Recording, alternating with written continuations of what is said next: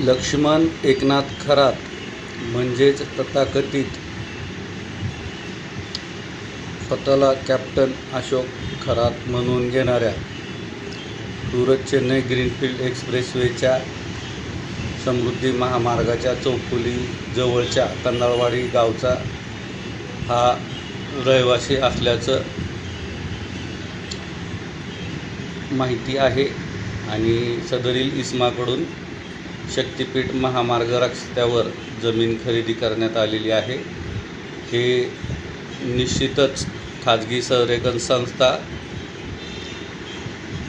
प्राधिकरण म्हणजे MSRTC आणि प्रशासन म्हणजे काला किंवा जमीन अधिग्रहण यांच्या प्रामाणिकतेवरती प्रश्नचिन्ह निर्माण करणार नाही का?